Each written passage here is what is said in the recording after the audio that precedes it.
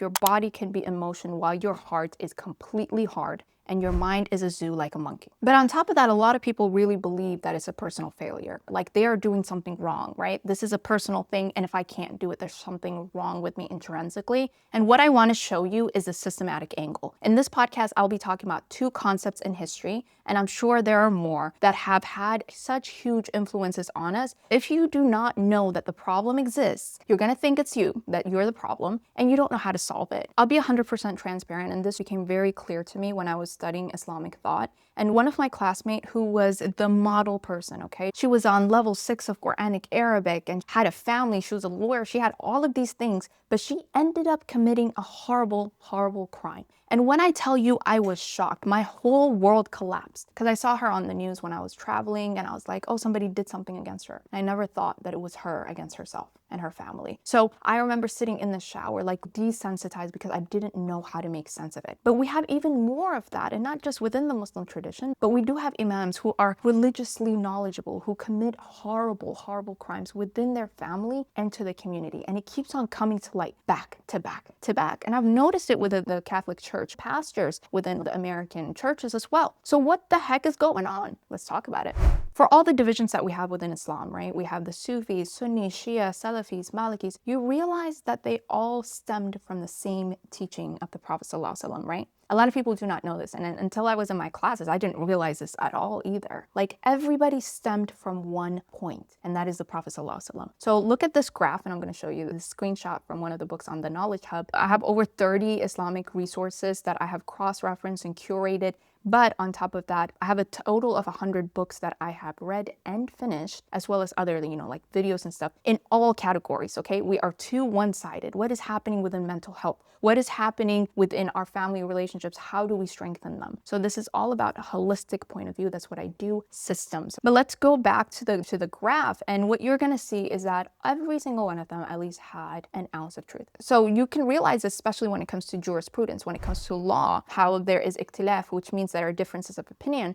But oftentimes, all of them are real, but because we live in a Western world in which there's only one truth, that's how law-wise we're taught. But with Islam, especially the way it used to be during the Abbasid time, you can have multiple outcomes to one situation. So this is a minimization of our thoughts, which I will talk about in another section. But my problem, what I want to show you, is when did the internal become split from the external? If you've looked at any sort of scholar, oftentimes it's like they are within this school of thought and they were the best jurist, right? They made up all of these rules. But what you see in the back end, if you read their stuff, those who studied fiqh and law also studied about the purification of the soul. I don't want to use the word purification, but like cleansing the soul and bringing it back to the original point of view. In early Islamic thought, until of recent, knowledge was holistic. Even if you look at Ibn Taymiyyah, if you look into like his life and how he was, and he is the Salafi, the ideal jurist who came up with all of these laws. If you look at what I'm not going to go into it. If you want to find out, you go and find it out. But there are other angles to them. They were not the way that we are taught. And again, this is a problem of postmodernism. They make you reinterpret history with a modern mind. And you will always win. I have a book that I read about 500 pages on this topic, in which you will always be right. If you say somebody is horrible in the past, you will always be right because you're working from your current point of view and there's no way of disproving you, right? You can't go back in history and then change it. It never works. So when we start looking at scholars, and this is one rule that I have, I learned this in my classes, but also just leave the scholars alone. Leave it alone. Like, he's a bad guy. Ain't trying to get on Judgment Day and be quiet. You can do it, but I'm not going to do it. It wasn't just intellectual. It was everything. You do not have the brain working, but you don't have any sort of spiritual angle to it. And then centuries later, that's when the sciences kind of got split, right? So the spiritual was left to the Sufis, the rational to the philosophers, the legal to the jurists. And slowly Islam became more of a movement than something that had a meaning. We don't even know what Islam means. Where does it originate from? If you look into the grammar of it, salama in Quranic Arabic, everything has a 3 or a 4 root letters. And salama, Islam, Muslim, and peace are all originate from the same thing. It's so intrinsic, but we use it as an identity. So we have lost so much meaning, and that's why we're empty. Anyways, in the Knowledge Hub, I have a lot of books from experts in which you can learn this, and that's really what helped me connect the worlds, because that's what I do. I connect the worlds. Everything that has happened, 1400 years of history within Muslim history, and you really think it doesn't have any sort of impact. This is where systems come in. These are the things that people have created which are having an impact in our life. So when you see someone and they're telling you, just pray more if you're having problems while you're clearly drowning, is them not understanding how systems work. We had systems, we had a closed system in the olden days, and now we don't. Why we're having so many problems, and that disconnect between scholars who are telling you to do things and the average person who literally cannot understand how to do these things. I was listening to a khutbah. This is one of my habits. Every single Friday, I have a lot of these pillars which ground me, because you're gonna drown if you don't have these habits. I don't know how people do it. So the man was just giving the khutbah, literally yelling. I understand where his passion is coming from. I really do. Praying is invaluable, right? As somebody who does pray, as somebody who tells people freely, the steps, how are you going to get to that step? How do you get out of your situation? A lot of people do not realize that this is a situational issue. And that's when we start making it a personal issue. If you're working multiple jobs just because of economic reasons, there's 3 reasons usually. It's economic, it's relationship, and then yourself. So your mental health, your economics, meaning your financial state of being. We did not have a global economy before. This is a new thing that we have to deal with, right? You have to work. The whole society became a capitalist society. So what does that mean? Survival equals money. And if you don't have money, guess what? You're gonna have a really hard time thinking about self-actualization. In one of my courses, I tell you about this in depth and then show you how to get out of that. This is a systematic problem, not a personal failing, but a lot of scholars don't get that, because then you'd have to get into politics. You'd have to acknowledge the political issues that we're having and all of that stuff. And then the other one is religious reminders feel like a guilt trap. You walk away from a lecture. There are some people who literally say, I don't go to the masjid, especially women, because I feel more guilty and I know it wasn't my fault. So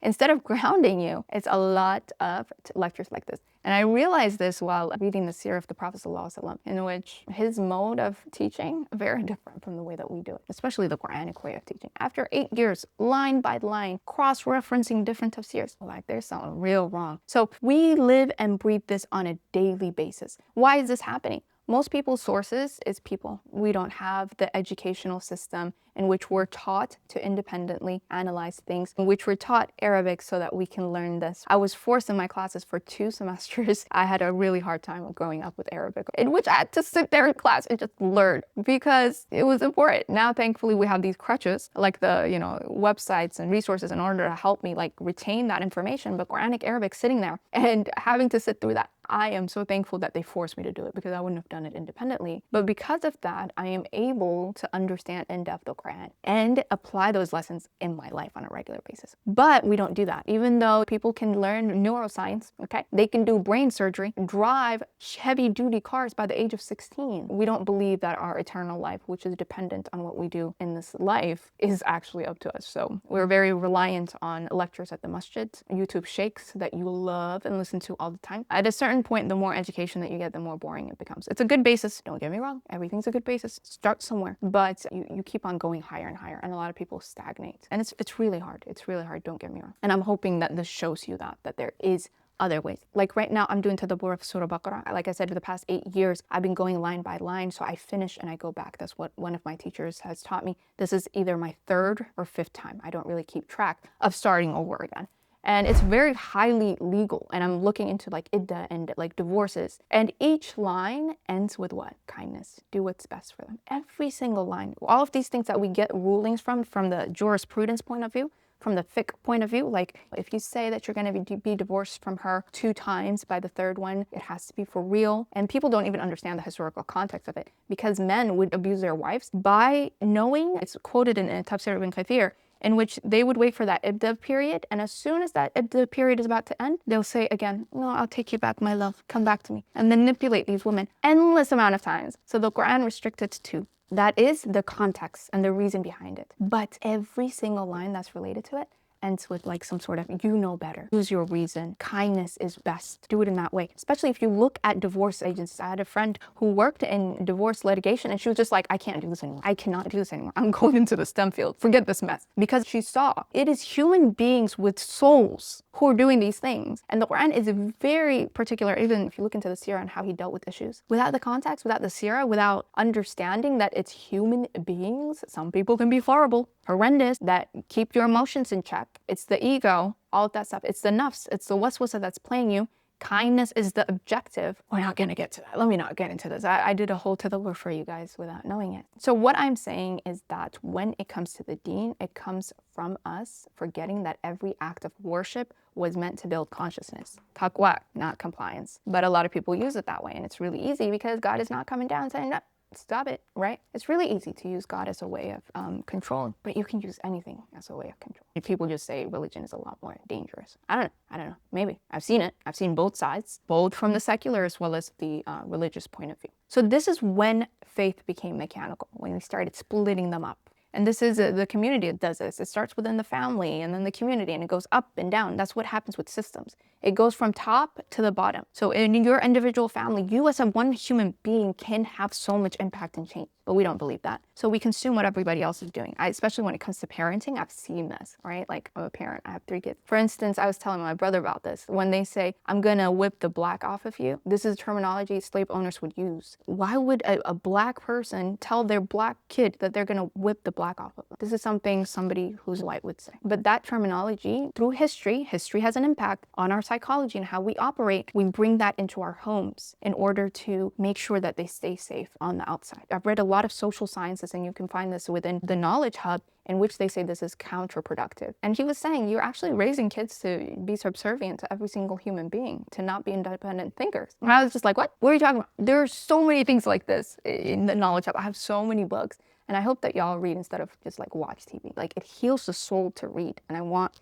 let's start a movement, you guys. So if you look the part but you don't feel anything, you pray but your mind is a monkey mind, you do dhikr but the heart is asleep, it's because it's without meaning. Saying that the body is a movement, but the soul doesn't. But if you're looking at the nervous system as well, the body is habitually moving. The environment has an impact on your body itself, its ability to absorb things. The parasympathetic versus the sympathetic nervous system, if you are in the fight and flight mode, then that means your brain ain't even working. The soul, we try to survive. The body doing what it needs to do on a habitual basis. So the soul is not even doing anything. So your environment has a big impact, and whether we like it or not, I don't care if you're Muslim or not, you're being impacted by the same system regardless of what you believe in. We're all dealing with the same drama right now, right? We're not living, we're surviving. And you have to get out of the survival mode, and that's what I teach about habit systems in order to get here. But unless you believe that's true or that that's a reality, and if you're over here beating yourself up because you can't act right, that there's something wrong with you. There isn't much wrong with you. The modern system is a problem. So let's talk about that.